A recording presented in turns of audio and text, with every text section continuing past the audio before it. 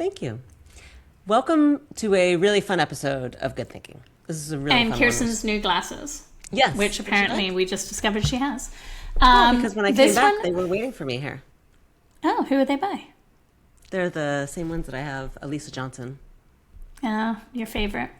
Yeah, all right. really Well, besides, I know that there's a lot of questions about Kirsten's glasses game, so I'm glad that we answered those for everybody. But we have an amazing two guests, actually, from Studio Drama, Chris and Will. I met Chris and Will at Paradigm, where we are both, all four of us, I guess, both sets, talking in September. And separately, but together. I was super impressed by them. They run a typographic studio, I'd say. It's not a type foundry. It's not a design studio. Like generally, they really focus on typography and type, and they've worked with some amazing brands like Heinz and KFC, and they've done some really cool work. And they're also just rad people. And we talk about positioning, differentiation. It was nice to. They're really niche, obviously being focused on typography, but it was so nice to hear their perspective and hear like how much human touch and handmade, but really within the industry. Like, we always say like kind of more general. It was really nice to speak to somebody who's been brave to niche in the way that they have and understand from a business standpoint and from really the work that they do and collaborating with agencies. But I think there's also a lot of takeaways for brands. Yeah, and if you're a studio or an individual like freelancer, there's tons of lessons in there. And actually, even though it is about craft and human creativity, it's also about positive AI things. So we really cover the gamut here. It's really and a lot of new words created in this one, which I had a lot of fun. Yes. If you don't stay for all the new coin terms, then you're really missing out. You really are. If you liked it, share it with somebody. A lot of kind of great typography insights and others that I think people would really enjoy. We'd love it if you gave the algorithm some love. And we go through glam, guys. So you should be watching us on YouTube if you're not even aware that that's happening. So subscribe on YouTube. Do we call it glam? But yes, please watch us on YouTube and give us a like and a follow and all the things. That's glam for us. I changed out of pajamas for you. It is 8 p.m. You're welcome. But I did it for you. All right. Enjoy. All right. Thank you. Enjoy. Hey, everyone. It's Chris. And Kirsten. Welcome to Good Thinking Weekly, the podcast where we discuss the best of the best in brands, marketing, and culture. Thousands of people, top execs from the likes of Complex, Klaviyo, Walmart, Wall Street Journal, and LVMH tune in every single week. We run a creative consultancy in GoodCo, so we know what it takes to build a good brand. Subscribe on YouTube, your favorite podcast app, and Good Thinking on Substack for more. All right, let's dive in. Hi, and welcome to Good Thinking. We have very special guests today, Will and Chris from Studio Drama. Welcome, guys. Hello. Thank you for having us. I mean, I feel like getting you guys on a call is pretty serious news because you're very busy. When I met you at Paradigm, you were literally in the back, like working, like typing away, doing things. So I'm excited that you were able to join us. Yeah, that was somewhere in the Moroccan desert, wasn't it? But I mean, an amazing, it was a nice venue. thing. Amazing event that, and something we're going to go to again this year as well. So yeah, it feels like because we keep going to that event, it feels like a very timely thing for us. And it's like, what have we done since the last Paradigms, which is it's nice sort of angle for this conversation as well. So, yeah, well, you guys have done a lot. I've heard amazing things. So when Chris came back from Paradigm, heard about you guys, amazing things. So really excited to chat because we haven't chatted yet, and excited to see you guys at Paradigms this year as well. Can you guys want to give a little background to what you do? Go. So, we are both the co-founders of Studio Drama, and we refer to ourselves as a brand-led type foundry. And what we do in a nutshell is we create custom typefaces for brands, big and small. And ultimately what we're trying to do as a business is really enable brands to own their typographic voice. So if you think about how important typography is in this day and age, especially within communication design, our mission is if you can remove all the other brand assets and leave the typeface there, if you can recognize the brand from their words alone, then we've done a really, really good job. So that's almost like a bit of a mission statement and kind of direction that we have at the business to really try and give the brands their voice that they can then own typographically. Yeah, this is something that sort of became clearer to us and like more clarified with a project we worked on for Heinz, and it was a Wyden and Kennedy campaign where they literally like removed the logo, but they replaced it with the type that we'd worked on. It was typeface that was already pretty well established, but we'd expanded it and made the family bigger. We just saw it. It was this amazing like image and this GIF that we use within so many of our decks, and we were just like, that is it. That is exactly what we want to be creating for brands. You know, this idea that you can be remembered just by the letter forms alone, not have to rely on necessarily other parts of the toolkit. Yeah, a very special project and something we're trying to achieve on every project. I think you're doing it. I've been following your work for maybe a year now, and I feel like perhaps it was just my perception, but when I met you, you were very humble. And now you seem to be kind of on the big stage with many, many really big brands. And so I'd love to hear more about kind of the journey of like how you guys got here, how did you come to be Studio Drama? Yeah, so we started by working in branding. So for about 10 years, we worked in branding. I jumped around quite a lot. I'd been freelance at various sort of branding agencies. Chris remained pretty much his whole career at a business called Brody Associates, run by Neville Brody, who some people know, some people don't, but very sort of famous designer within the industry. We sort of eventually met at Brody Associates when I freelanced there. As you know, everyone says before they start an agency, they're working at their current agency, go, oh yeah, we can do that better. Essentially, that's what we said. And then a couple of years later, when life aligned and we felt confident enough in our network, we sort of made that leap. And it didn't necessarily start straight away as like pure type. We always knew it was going to be an integral part to the business and to the journey. And we were sort of flirting sitting between this sort of brand agency type foundry. How could we merge those two things? And it did emerge like that. And those two things do blend. But ultimately, we focus quite purely on type design, and that being very brand led.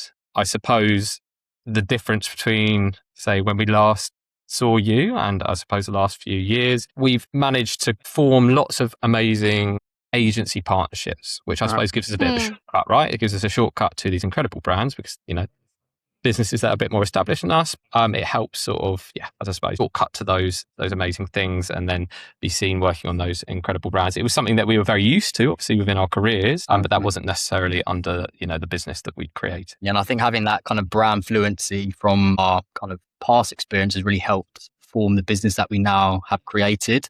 The fact that we can think and speak and present and create like brand designers, but then kind of build in that crafted excellence of a type foundry. That's kind of that unique space that we've now managed to find for ourselves within the industry.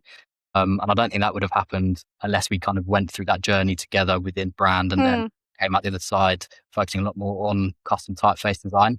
I mean, it was always like the red thread and the thing that we were both most passionate about within kind of our time in the industry. So it kind of made sense to then build a business that really focused in on that, As Will mentioned, when we first launched, it was a bit 50-50. And then I think when we both truly kind of aligned and decided, okay, this is business that we want to be, and we want to focus a lot more on custom type, that's when it really started to fly. So that was a real pivot in the business when we kind of really went, this is what we do. And that made people understand what we did a lot easier, which was... It's an important part of the process of starting like any business, as you guys know, is you need some time to sort of splash around at the beginning. Because at first, especially when you just leave a very comfortable salary, you take anything you can get, right? You've got to survive. You're in like mode, right? So it's like we were everything to everyone, in first year. I'd love to say we came out with this like really pure positioning and things like that, but it's just not the case. Only over time do you start to get that bravery.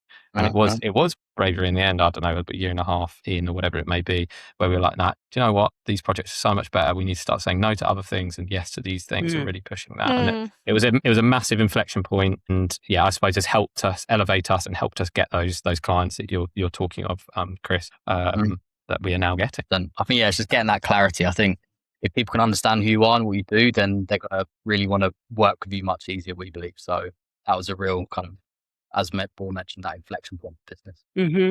I want to push into that more because I think, I was looking on your guys' website and you've worked with everybody. And I was like, oh, that brand, oh, that typeface, and it's like, it's very iconic, very recognizable and like, kind of the so much of the impact of the brand. But I think going back to, your experience was really in kind of brand studio in general, and niching down to specifically say, no, we really want to be about typography. Like that's a real, very specific decision. And obviously it's really paying off for you guys. So well done. But I think I want to hear more about, how you did go in and go, well, we're going to have to say no to this work because we really want to be specific in this. And we think we can be successful enough. We believe in the work enough. We're going to really lean into that. Like that's a huge, I think, really important lesson for brands, for studios, for agencies to kind of really understand. Yeah, I think it's one of those things like it's surprising, or at least for us in our experience, it was surprising how quickly we saw the results in terms of, I think you measured success, unfortunately, just by almost the amount of like new biz emails you get or messages you get, right? So the more you get, the more you're seen, the more people understand what you're offering. And then we just knew, obviously it was early on, it was at the beginning, we just weren't getting very many. And it was very much like conversations that, we were having to really force and enable, and we get the odd thing now and again, but it's a bit of a struggle. But then as soon as we start basically just hammering the same message and the same visuals and just really getting that point of view across about a singular thing and a singular pain point that we really understood, and going back to our brand agency experience, we did really understand it. And a lot of what we do and how we work as a business was built off what we didn't enjoy about the process of commissioning custom typing brand agencies. There was so many things. It would be a bit slow. We'd get like emails after like 2 weeks. Some people would never email us back if we wanted to customize something. We wanted to make it super accessible. And as soon as we started solving some of these problems, we started getting a lot more messages and a lot more emails. And then it did just snowball from there. And I suppose we're continuing to try and push that snowball even further down the road, like now, in terms of what we're offering and future offerings that we're going to have, hopefully, towards the end of this year. Yeah, a bit of bravery at a certain point, and you do see the results relatively quickly, but it is hard to do psychologically. Yeah, 100%. Psychologically. Yeah, definitely. And we've done our time. We've got the t-shirt. We've worked on some major global rebrands, global brand systems, and when you're in that space, obviously you're focusing on everything, right? So if you think about all the pillars, Will always mentions this. It's like if you think of a big Miro board when you're creating a brand identity, you have the logo, the color palette, the image, the art direction, the motion design, and the layout principles, the art direction principles. And then of course there's typeface design. We used to focus on all these things, but now we're niching, and we really enjoyed the fact that we were purely focusing on this one kind of pillar with the brand creation space. So there's definitely a bit of a passion there as well, which led to why we made this decision to start this business.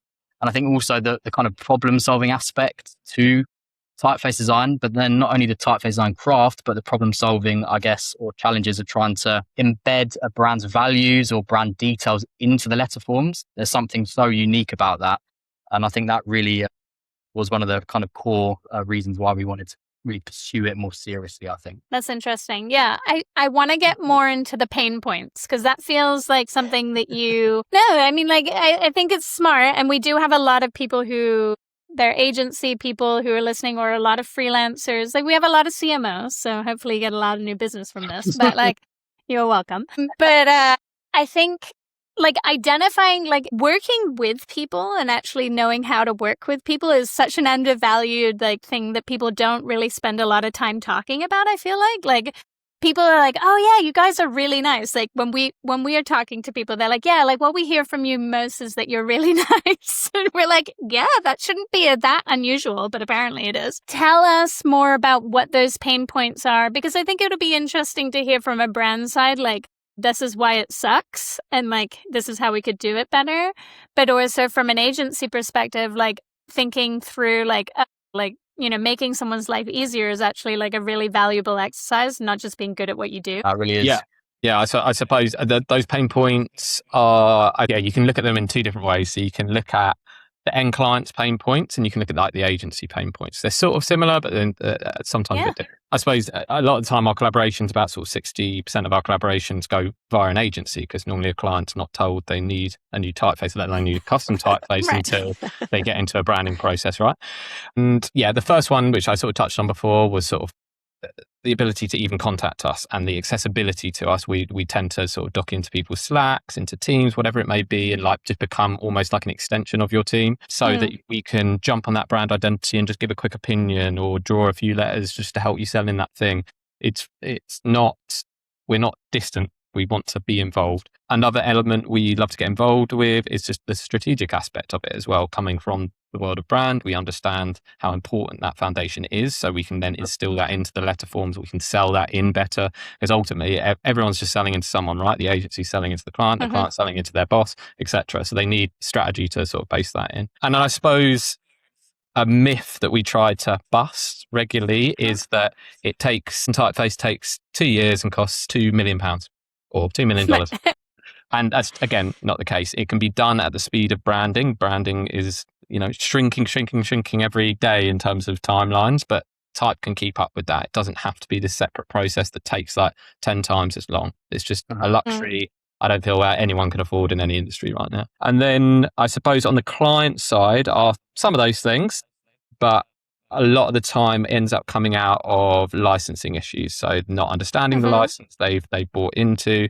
We make licensing as simple as humanly possible. We generally do a blanket license. So blanket license meaning you can basically use it anywhere you need as a brand, but the cost just scales on company size. It's a bit easier to understand and you're not getting caught out by certain businesses going, oh, you've now added a seat or you've now moved into that country, so you now owe us X amount. We don't like that. That caused a lot of issues when we were working in branding. It puts clients off even working with type. We don't like that behavior because it's just going to encourage them to go use a Google font, right? So we want people to commission type, even buy retail type, So that's a big, obviously, commercial driver for clients too. And sometimes we simply put it as just trying to remove friction as much as possible in any part of the process. And that's something that we really pride ourselves on. And I don't think we would have been able to have done that unless we kind of earned our stripes through the industry and learning where these pain points were. Of course, we used to create a lot of custom type as part of identity projects where we both met initially. And we learned a lot about, again, how that kind of strategic element of typeface design was so integral to the process as well. I think if you can tell a good story and you can sell your idea, that's one of the most powerful skills you can have as any creative. And that's so important to this part of the process as well, when you're getting into the nitty gritty of trying to explain how a detail reflects a certain value of the identity. So that strategic element and being able to speak in the same language as the agencies, I think is one of the superpowers. And again, as we'll mention, of course, there's challenges for both sides. And that educational aspect, again, is a bit of a challenge sometimes when you're working direct with client teams or internal brand teams.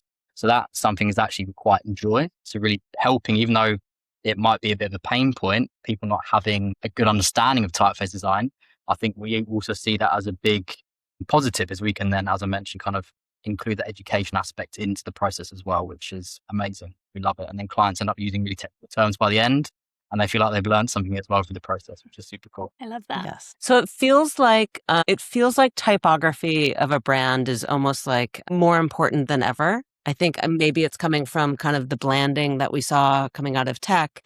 Maybe it's coming out of AI. Like maybe it's coming kind of out of all of, like, we want something that's handcrafted, kind of all of those things. Is this true? Is this happening? Or is it just kind of in my imagination or what my algorithm's showing me? No, I think that's very true. And it's almost like you're reading synopsis of our talk, The Age of Typographic Distinction. Ooh.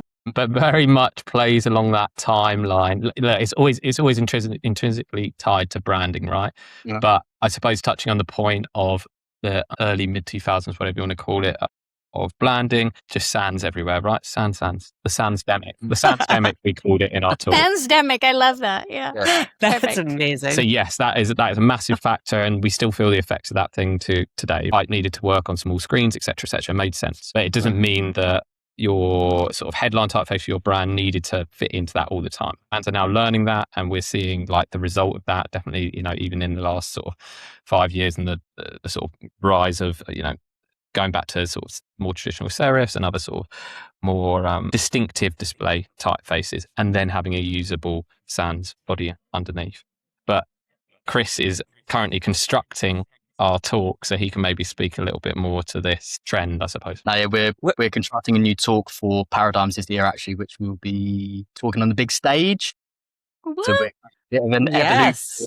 Can't wait for this. No, it should be great. Give us Bit a of an preview. evolution of the Age of Typographic Distinction talk. But I think, I guess, in answer to your point, I think everyone is doubling down on craft at the moment. I think craft is such an important factor especially as we are coming out of this kind of blanding phase within the industry. And brands want to own as many things as possible. Brands want to be as distinctive as they can be, all different scenarios, whether that is their color palette, whether that's the form of the product, whether that's the way in which they direct their imagery. And type design almost always felt as a little bit like it was left behind.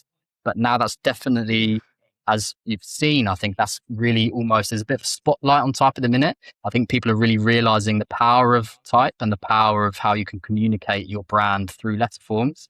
So I think there's definitely this want and need for people to be able to own as many things as possible and be as distinctive as possible through doing that. So that's definitely something a shift that we've seen in the last couple of years for sure.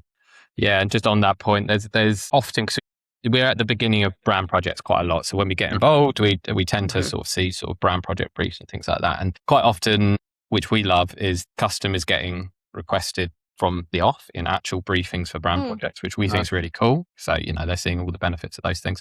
But often, especially with the larger businesses, but even sort of maybe medium-sized businesses too, is that they don't want to touch the logo, or they don't want to do too much to the logo for fear of Cracker Barrel, et cetera, right? But Cracker the thing Barrel they Gate. can touch, the effect of that thing on the industry is nuts. But the thing that they can affect is the type, right? And it's almost like the second most important, arguably the most important thing that will affect the most stuff, like just across the board, across the brand sort of spectrum, whatever that brand may be. It's the thing that appears in the most places. So it feels like the right place to bring in that idea, bring in that distinction, bring in that sort of solution. And I think that's why we're seeing it even more so, because people want to just hold on to what they have in terms of identity within that logo, but they do still want to affect some change. And I think that's being said through type. Do you think that that's also because more people are allowed to touch the brand than ever before? Like now that everybody has like AI tools and everybody has a Canva account. And so like, it's like, even if you aren't a Figma user or a Miro user or whoever, you're essentially like, I can just do whatever I need to do. And that maybe typography is the one place where you can actually just truly can control it from the get-go. So it's like, because I'm seeing so many, like, we're on the backside of many like big tech companies doing like their big AI rollouts. So you can probably guess one that I'm thinking of. And it seems like typography is playing a role because they honestly just can't control the dynamics of everything. Like everybody who's touching it, they're just like, yeah, let's just put a gigantic typeface and call it a day. Like this is the brand. Is that maybe why it's happening? Or is it really craft? Or is it both? I think it's a fair assumption, to be fair. It's like I think people often forget like typefaces are these tools, right? They're bits of software. And essentially you can't really modify it, as generally with licenses and things. You can't modify that thing. So there's only so much you can do. With other elements of the brand toolkit, you can definitely have your way with them, definitely more. So, and you're right in terms of definitely see more of an issue now, just as you say, because tools are so accessible that I can imagine, like a brand manager's job right now is as hard as it's ever been, especially for a large brand that is maybe touched by sort of multiple markets and things like that. It does seem like the place where you can get a bit of consistency, although I think you'll forever have the issue of, using the font in the wrong place or scaling too large or too small. I think you'll always get that, but it definitely feels like something that, shouldn't be too touched too often. Right. And do you think, imagine I'm a brand listening, which we have many. What is the one thing that you feel like, or many things, you can give 3 if you need to. Like, what are the things that when you're commissioning a typeface that people get wrong about that process? Like, or get wrong about making decisions when they're working with somebody like you to think about type? What do you think goes wrong most of the time? I think something that Will touched on just a minute ago is the fact that still, I think people are now seeing it as very important. So it's becoming at the beginning of the process, but we see a lot of agencies and brands almost leaving type design to the end of the branding process. So they've got really deep into the process. They might have picked a reference typeface from a library and they've used that all the way to the end. And then they realize, oh God, many of our competitors use this potentially. We need to now make this custom. So then that's when they start to engage foundries or custom type designers, then try and work out how can you create a variation of this that feels a bit more ownable to the brand. But then if you think about doing that at the beginning and think about how you can then tie the strategy to the typeface design, it's going to be unique from the get-go rather than trying to kind of retrofit an idea much later in the process. So that's definitely something that we see a lot of agencies and brands get wrong, is waiting way too late to get that part of the kind of design thinking happening, for sure. Yeah, and I suppose another point to build on that is properly interrogating where and when your type system is going to be used. Like if you're relying on retail fonts and even free fonts as well, they've been designed to appeal to the largest number of people possible because they want to get sales, right?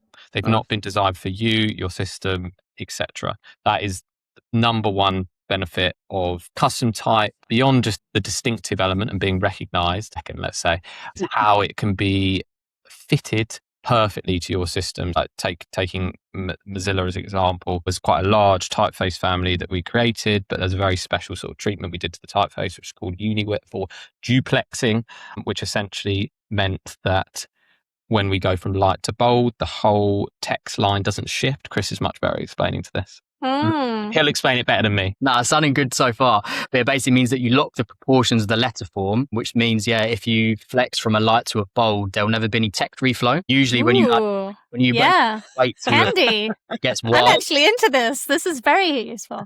So it's this idea that they've got sort of a large design team, and they're working on hundreds of screens of websites, whatever it may be. So suddenly they want to go from a medium to a regular, and then they can flow that through their whole design system and nothing shifts. So it was that idea of creating a tool for them that they could use day to day that's going to save them ultimately loads of time. So that's just a really nice example of using variable technology within typeface design specifically for them. You would never ever get that in a retail typeface. It just doesn't exist.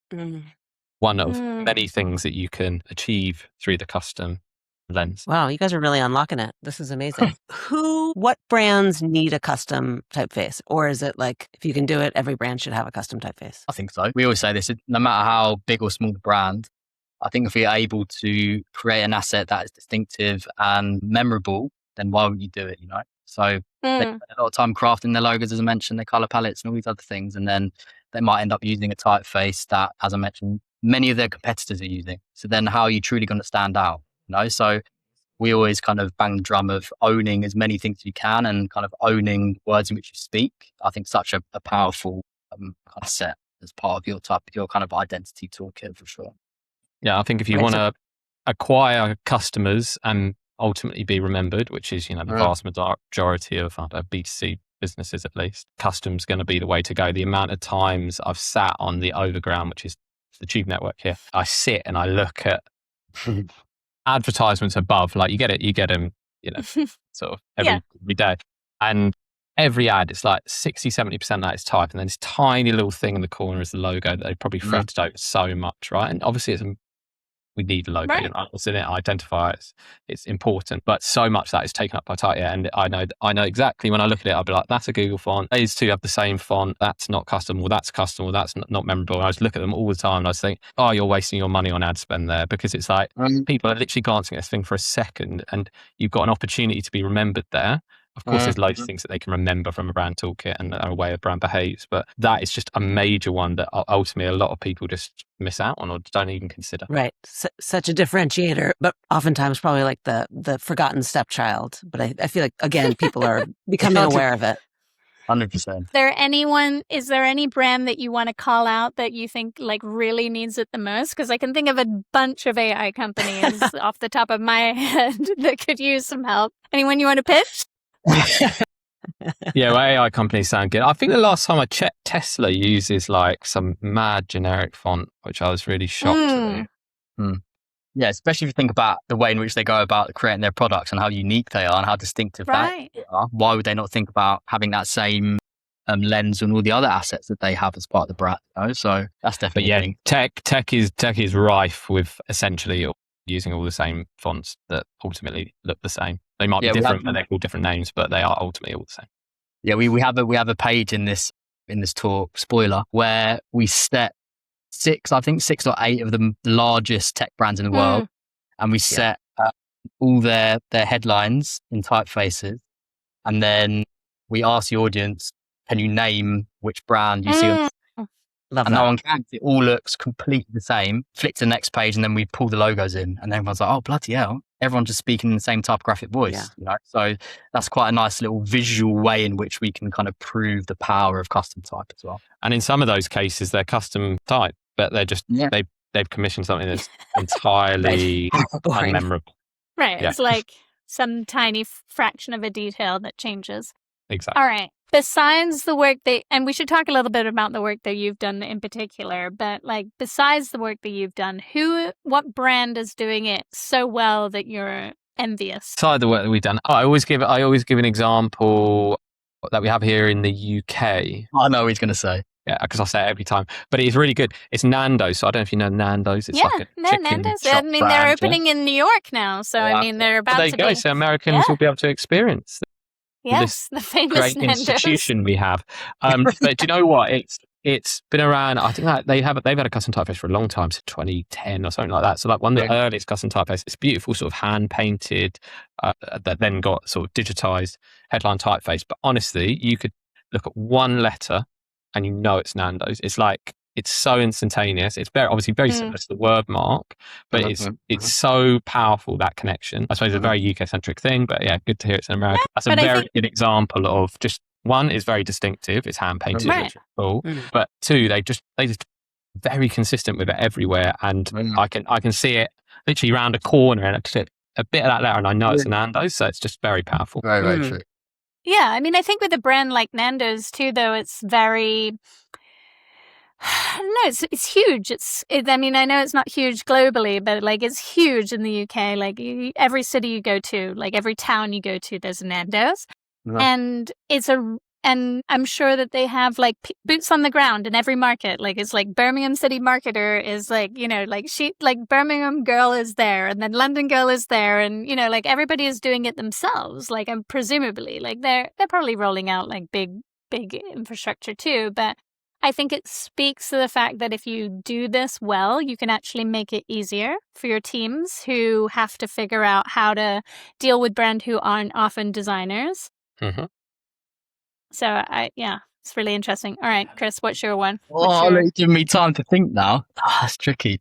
You know, I'm thinking it from a slightly different point of view, which I guess kind of is a bit of a different way of thinking about it, but brands that have managed to, which is very impressive, to almost own generic typefaces. So like each example, the fact they've been able to own Cooper, which is one of the most influential iconic typefaces in the world. It's very interesting that there's brands that have been able to do that, and then almost they are recognized for that. And then it's like they've owned that. They own that typeface now. Right. And then it's like everyone else is then kind of copying them. But there's something quite nice about that as well, I think. Even though that isn't necessarily custom for them, they've been able to own that typographic voice that with a typeface that was made many years ago, you know.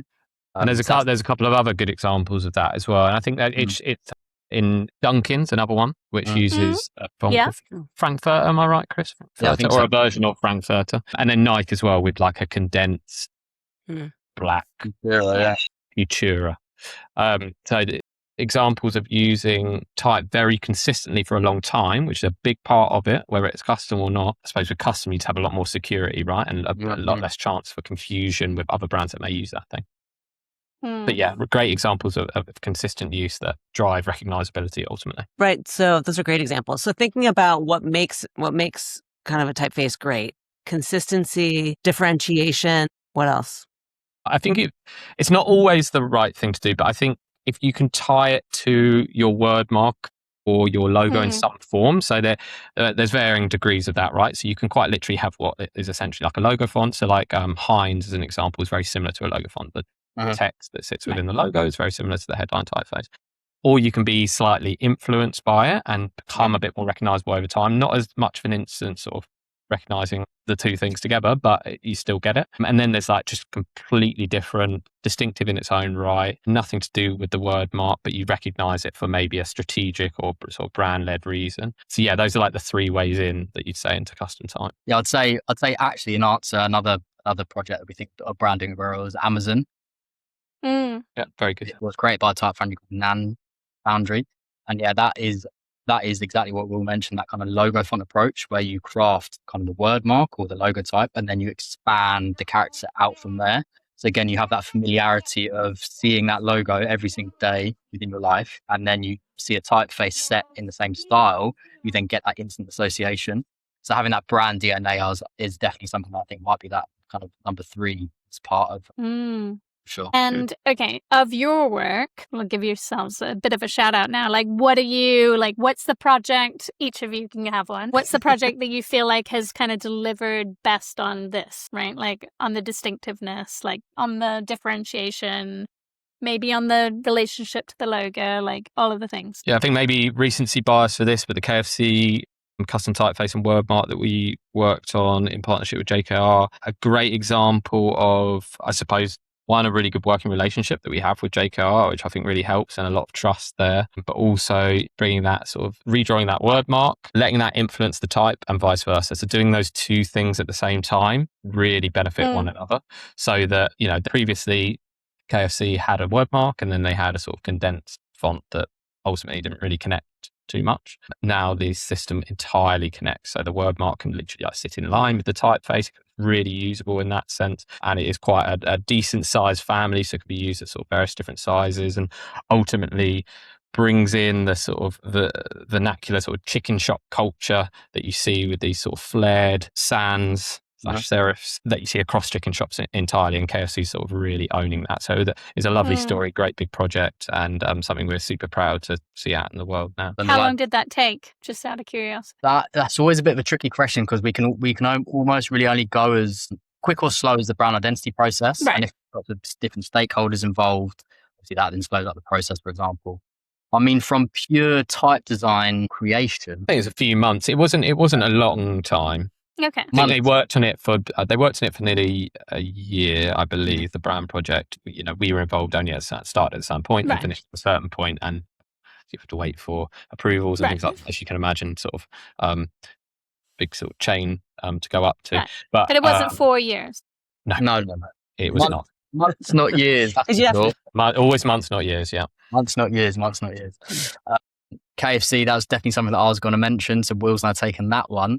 There are many others that I think I can mention here. One of the ones that I'd like to surface is the custom typeface that we created for Michelob Ultra beer brand. I bring that up purely because it's probably one of the most challenging typographic kind of identities that we ever have to create, purely down to us having to try and define a totally new classification within typeface design, where we're trying to blend the style of an italic typeface with the kind of flair and fluidity of a script. So then what we create is something called a SCRITALIC, which is trying to blend these two things together. But the client didn't really know what it was. We were trying to help them work out what it was. And it took a lot of effort from, I'd say, the full team to really work out what it was and then create it as well. So I definitely want to bring that one up. And they're also trying to own a bit of a space within the kind of the world of beer within the US at the moment, and they've had a really big kind of launch as part of the World Cup as well. So not only was it a really difficult challenge for us to try and solve, it was then solved and then put on the stage of the World Cup this year. So it's like amazing. No pressure. Well done. Yeah, Well done. But that was a family that had a sans serif, a serif, and then this SCRITALIC as well. So quite a big family, lots of lovely shared DNA, and then their own unique kind of elements within that as well. And I wanted to mention that one just because the team worked very, very, very hard on that. And as I said, tried to create something new, which is always a very difficult thing to do. I mean, I love how many new words are being created on this podcast. I mean, I'm here for this. There you go. I'm here. It's amazing. What, and in general, what are you guys most excited for, right? In the industry, specific to type, big picture? Oh, I'll say it first. Come on, AI. I said it. You know what? Ooh. I go through these waves. These waves. I think everyone goes through this, right? And I like this therapy session. Yeah, I'm in a space at the moment wwhere I feel really positive about it. Okay. It's not always been the way. Carry on. It's not always been the way. I suppose I just look around and it becomes, and actually on the reflection of the business, and I suppose that sort of circle back to even what you said at the beginning, Chris, in terms of like how you feel like we've, suddenly got all these clients and become this big thing. I'm going to put a lot of that down to AI. Not in terms of creating the drawing or the type or anything like that, but the being able to sort of supercharge us from ultimately knowing nothing about running a business to knowing quite a lot of things quite quickly, yes, AI is giving us a lot of information, but it's really helping us sort of day to day. And I think it feels like a very close example to home where it's supercharged our lives and done things and helped and supported us in things that we ultimately didn't want to do. We wanted to learn, but stopping us from making the actual work. And it feels like, at least in the last few years, whether that remains the same, the balance has been quite good in terms of how it gets used. How it disrupts our industry is another thing, but there are many tedious production, non-creative tasks within type design in particular that we would love to begin to automate. So, for example, Asian scripts, for example, take a long time. And no matter how many quotes we put out, people don't generally buy it because it's just too long, too expensive. We literally cannot do it fast enough. So if there are ways in which we can start bringing more custom work to more markets, we feel like that's a very positive thing as well. So I had been thinking a bit on this recently. I feel like I just don't, it's easy to be the downer with AI, you know? But I'm seeing the positives. I've gone through the cycle, the up, the down. I'm on the up, but I've been in the down. I can vouch for that. I love the optimism, and I'm here for the optimism. Give me specifics on what are the tools, what are the things that have allowed you to kind of supercharge the business? Are they tools that you're specifically using? Are they ways that you're learning? So there's been some good and some bad. I think a lot of people using sort of the same platforms, Claude AI, etc. Really finding it interesting recently using Claude Design. Found that really interesting to use. Again, just structuring incredibly dull decks no one wants to design. It's very good at that and love using that. We've had some bad things as well. So for a while we were using sort of an automated outreach thing. This is a bit earlier on in the business, but it was probably still in its infancy. Every year this thing goes on by 1,000 times better, right? But this thing was no good. It was suggesting crazy things to say to people. It was doing insert name here. It was naming wrong companies, wrong people. And we were, I won't name the business, but we were constantly encouraged to, what they were saying, press the button for it to just happen automatically without us checking it. And I was like, honestly, have you read any of this? Some of it is crazy. I can't be sending this out, especially early on when we were establishing our sort of business and our reputation, right?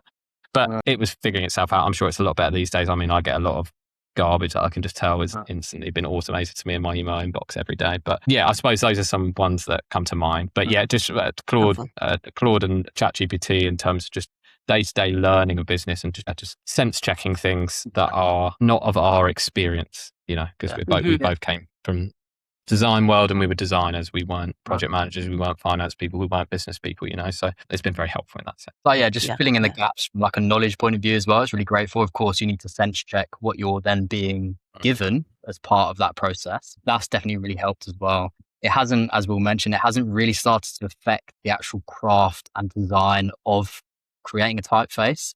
It's just nowhere near that. So it hasn't been involved in any of the kind of design process of our day-to-day, because that is still such a craft heavy kind of bit of design you have to go through to create something like that.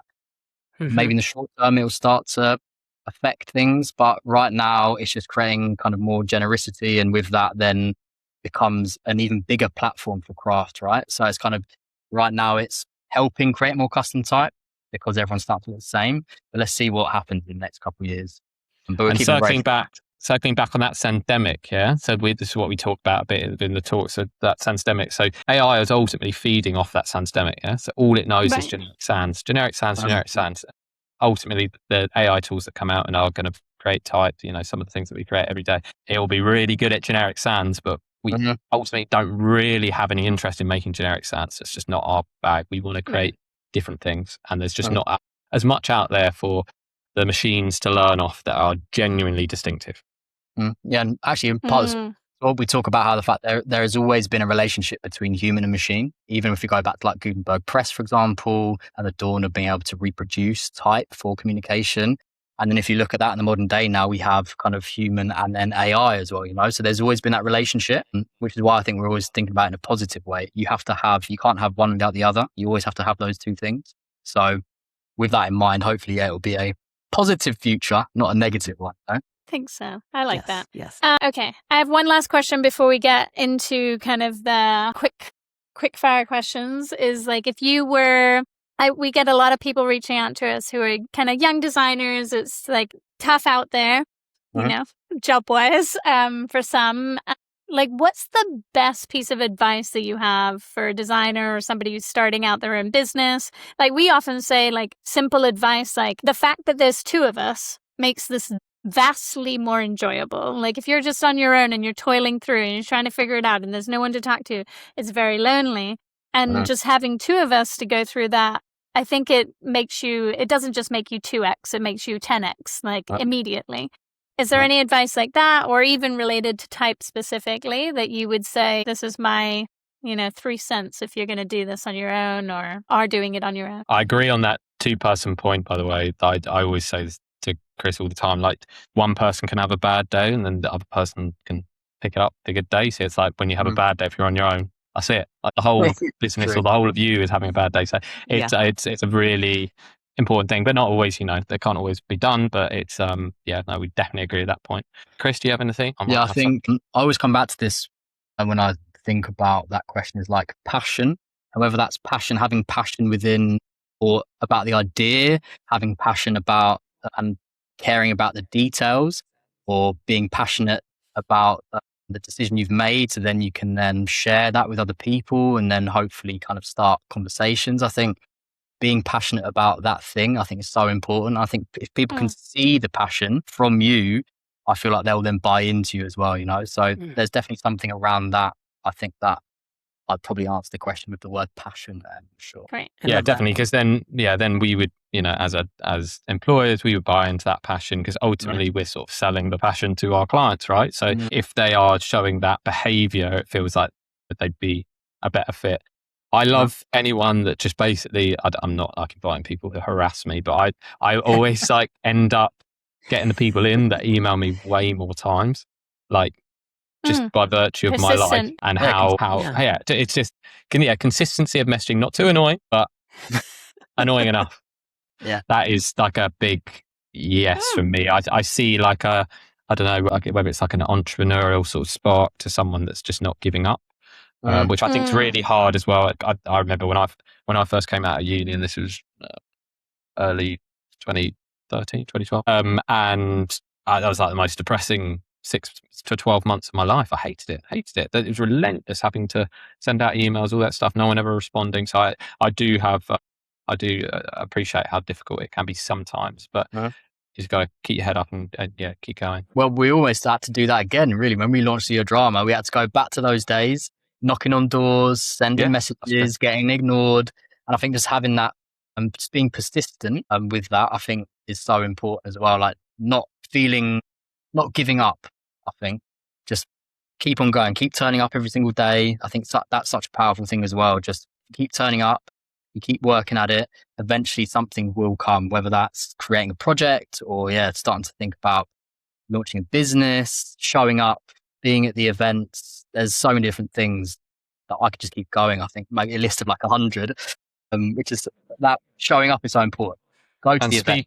Speaking from a business that ultimately did niche, I think it can early on. I think it's important to have definitely a passion about one singular thing. But I believe, especially in the world that we live in now, definitely having an interest in everything, right? So I'm not just talking about just creative work and being like just a motion designer in creative work, but being interested in how a creative business runs, for example. So trying to, because as I say, in terms of how we've used AI to boost our knowledge day to day, you can do the same. So when you're trying to apply for a job at, say, a business, definitely start thinking about how that business runs.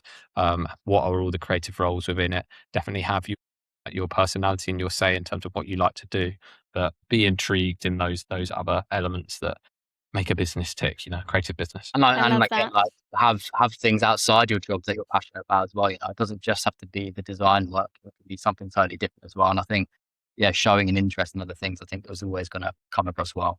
I love it. Get ready for your inboxes to be inundated. Bring it on. All right. You guys ready for quick fire? Yes. Let's go. All right. 3 things every brand should do. Care about the details. Know what makes you different and dial it up to like 11. Yes, to 11. And then maybe third one, invest in the assets that you own. Really thinking about owning all the things within your brand toolkit. Love These that. are great answers. What trend has you the most excited? Trends, eh? Specifically within type, because obviously we're going to talk about that. And it's been a trend for a long time. It's been a trend for a long time. It's been a technology that's been around for a long time called variable technology. And ultimately, it's never really found its place that often. You sort of find it is quite useful for animation, sometimes for like sort of hover states on buttons and things like that, but very like small things where ultimately it's not like changing the game as much as people had hoped. But the way in which we're using variable technology for something that we're going to be offering towards the end of the year is genuinely innovative, and I'm very excited the way that we're using it, and we hope that it will make custom typography accessible to the masses. Ooh. It's Wow. You heard it here Look at first. this. Sign us up. Etc. Do we get a beta tester? I want in. Maybe. You are on the list. All right. Yes. Amazing. What's one thing that most brands get wrong? And I have a feeling I might know what this is, and who gets it right? I'm interested to know what it was, Kirsten, because I don't even know what it was. Well, using a generic Oh, right. problem. Okay. Yeah. Sorry. Guys. Hello, is this thing on? Yeah. Yeah. I think it's because I feel like we've said it a few times, probably. That's true. We're trying to think of things that are unique at every single question. Yeah, right? exactly. No, we're Using just a going for the custom obvious, font. guys. Yeah. But yeah, definitely. That's the typographic elephant in the room, right? That's just don't use something generic. Typographic elephant. You guys, these words, Yeah. like All the buzzwords. Yeah, you wouldn't have thought it was 7 p.m. in the evening in London. We're going. Yeah, I know, it's true. Well, I guess, so what is that then? I guess that's like trying to appeal to everyone. Just being generic. You don't need to be generic. And have the bravery to stand out. It's very important. And I think it's going to be even more appealing now that you can generate something so quickly and the generic stuff comes so easy. It's going to be harder to really stand out ultimately. and examples of brands doing this well. They can be your clients. Yeah, I suppose anyone that's made the financial commitment to a custom typeface it's no small commitment, and it really shows that they care and they understand that. Obviously, we'll shout out our clients, KFC, Heinz, etc. Absolutely. But yes, I guess it's the brands that are thinking about how the typeface can almost act like a bit more of a tool for them. It's not just a set of letter forms. It's actually going to help the business point of view, whether that's what we'll mention with Mozilla, with thinking about ideas that's going to speed up or make things easier as part of their branding process, for sure. So I guess it's like brands that are thinking more strategically about the things that they're commissioning. I think, that's definitely things brands are getting things right. And big up the brand agencies that really do push it as well, because yes, they want the case study to be better and they understand the power of custom type, but it ultimately, makes their job longer. They've got another process to manage, say with us. Hopefully it's nice and easy with us, but it's no small thing, especially at like the size and scale of like a KFC, for example. So definitely give the flowers to the brand agencies that go sort of above and beyond and get this stuff commissioned. I love it. Awesome. Perfect way. Thank you, guys. Perfect way to end. Yeah, thank you both for coming on. It was so great to meet you. Really, really enjoyed the conversation. Appreciate you having us. All right. All right. Till next time, guys. Chat Stay soon. curious. Ciao. Yeah. That was it for this episode of Good Thinking. Don't forget to tune in next week. If you found this valuable, subscribe on YouTube and your favorite podcast app. And don't forget to read on Substack for even more insights. And if you really liked it, drop us a heart. We'd love to hear from you. Ciao. Until next time.